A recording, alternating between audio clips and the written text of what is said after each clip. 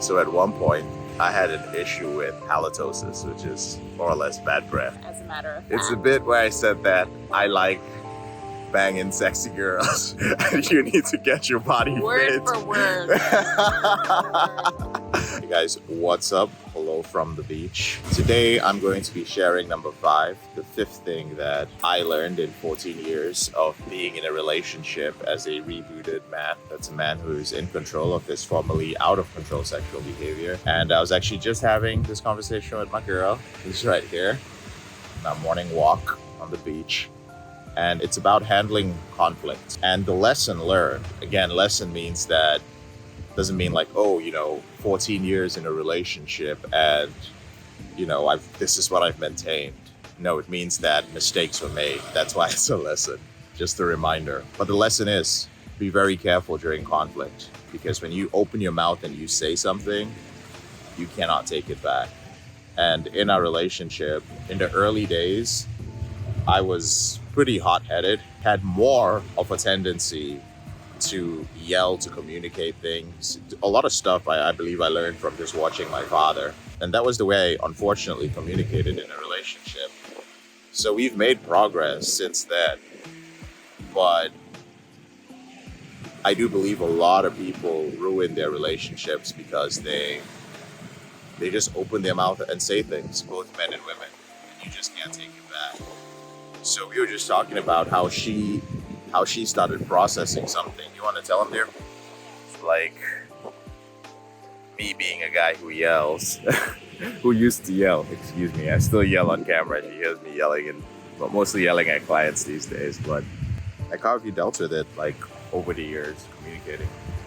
Well, I grew up with an alpha male father, so I was kind of used to that. But sometimes it would be like, if you were to yell at me, it'd be like a father yelling at his child, because that's what I grew up with. Just over the years, I need to sit on things and think on them before I say them. And then sometimes that would take days. So we've cut the time down thanks to something I just decided to try, which was writing down what I want to say. Like, this is a good point, or this is my question, or I'm going to ask how he feels about this. So I'll write everything down, whether it's pages or one page. And then I remember the first time I brought it to him, I took it to him and I said, read it, don't say anything, read the whole thing, and then say what you think. And that actually was kind of a game changer for our relationship, because first off, it helped me because I got to say every point I could ever think of. And then for him, he could, each point wasn't an argument. And I wouldn't lose my points and he'd hear all of my points, and then we'd communicate from there. Yeah. It really was. Sometimes when you're arguing with someone and you're having these long back and forths with your partner till late at night, sometimes you just lose the entire point of the conversation because it's drama. And drama is just each person is seeking some form of emotional validation. There's a feeling that they have that they want the other person to get, but the other person is so invested in getting their own feelings met. And so it's just not productive. But I remember when she did that, I think it was like on a yellow pad paper. Yes. That's what we used when we sold books door to door. By the way, she did sell books with me for 7 summers. And I remember reading it. And I probably still have it somewhere. Thankfully, she hasn't had to do that as many times over the years. But each time I come across them and I read them, I always come back to her and I'm just like, what? It's so good because each time it is so shocking because it's so clear. I remember, I was like, okay, like, man, we had this particular issue. There's even one in particular where we had, and it was more of a body image thing, and I've talked about this before. This is a good example of opening your mouth and saying things. And I was on a flight somewhere, I was recruiting, and I'd said something. I won't go too much into the details, but, it ended up being a trigger for her because she was going through a tough time. But I was not thinking. Opened my mouth and said something, and it led to a whole series of events. And maybe we'll talk about it on another video. But the point I want to make here is that I did the same thing. I wrote out a letter a while later talking about how I felt when it came to sexual attraction and her physique, and just explaining where it came from. This goes back to my video the other day of asking for the things you want. if you don't tell your partner what you want or how you feel, it's not going to help the relationship. If you're more invested in not hurting their feelings, it's just going to be hard. So at one point, I had an issue with halitosis, which is more or less bad breath. And I mean, I'm sure it took her a minute, but eventually she just told me what the deal was. Did it take you a minute, or did you straight up tell me that, dude, your breath has been sucking? Maybe a few days, because it wasn't something I'm used to. I'm used to the way his breath normally smells. So if my breath stink, I would want someone to tell me. Yeah. So she basically told me, and I was able to start going about fixing that.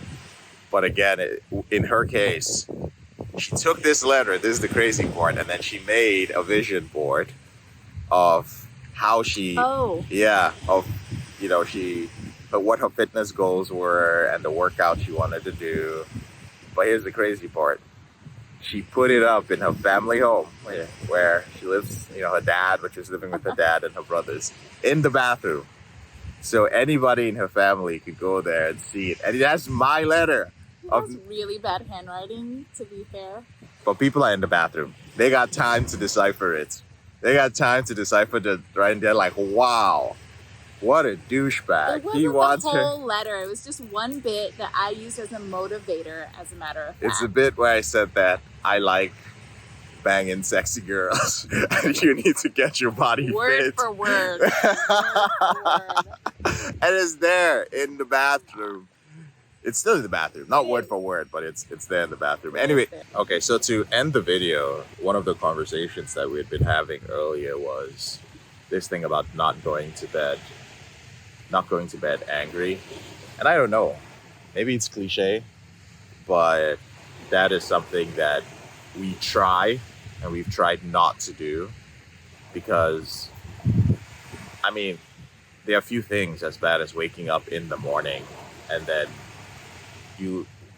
for more days, happily I can say, and thankfully, that more days than not, I wake up and I'm happy to see her next to me in bed and give her a kiss every morning. That's a requirement. It is my requirement. Yeah, and that's for 14 years. And if I miss giving her a kiss in the morning, it's going to be a problem. But having conditioned ourselves to wake up in that way with that sort of positivity, it sucks when you wake up in the morning and all you remember is the negativity of the day. And you guys already know what I say about your morning routine and starting off in a positive way. You want to add anything to that, or go into bed?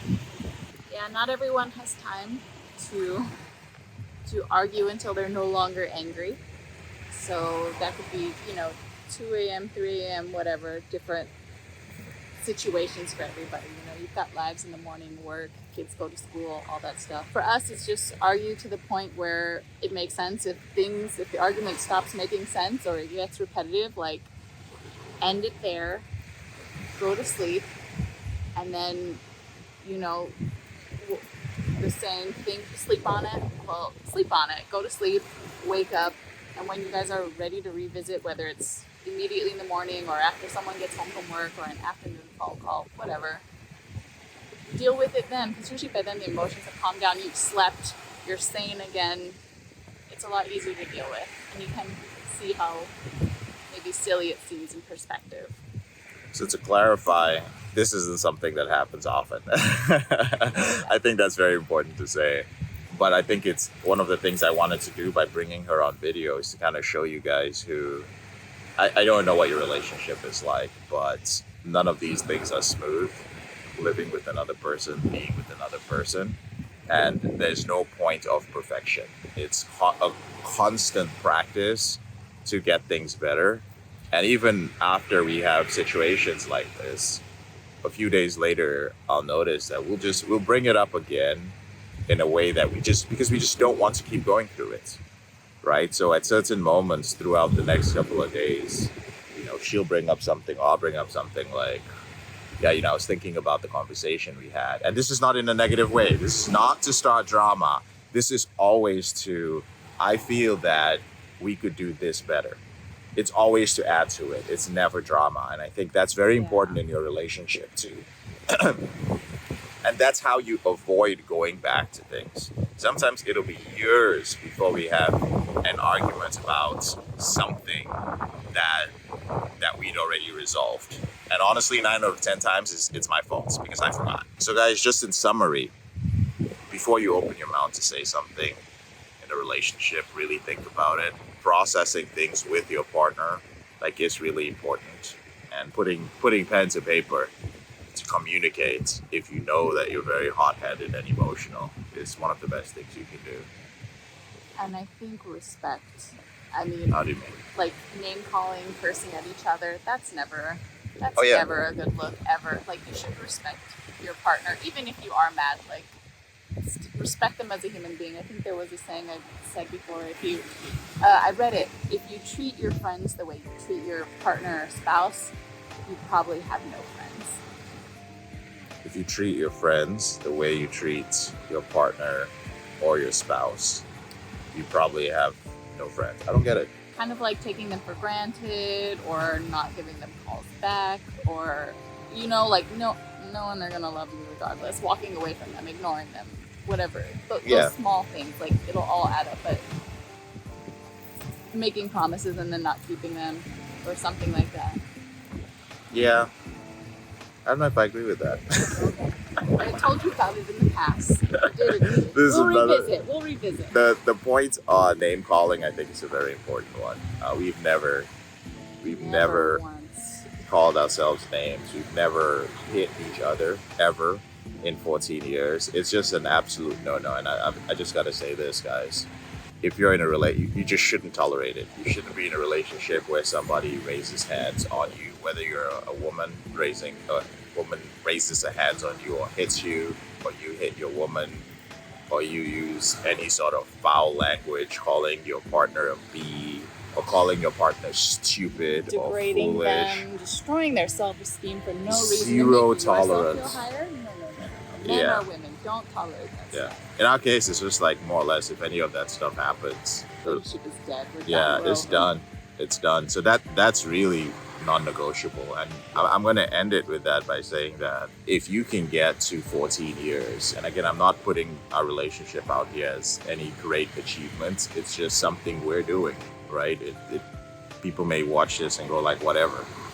But some people are in relationships out there where you've made it okay for your partner to call you names and say certain things and degrade you and put you down. But you can be in a long-term relationship and you can be happy for the most part without any of that. I just want to let you know that. And it's such a non-negotiable. You literally heard us just say that it's over if any of that stuff happens. Name calling, any of that. It's not supposed to be normal. So don't normalize it in your relationship, all right? Actually didn't expect to put it on the video today, so this video has been all over the place. So we'll just call it, take what you will from it, but it's just about conflict management. Maybe I'll do one more video with her. If you have any questions actually on being specifically for the brothers who are struggling with the out of control behavior and certain emotions, on what a relationship like this is like, go ahead and ask it in the comment section below, and we'll probably do one more video. All right, thank you guys. Bye.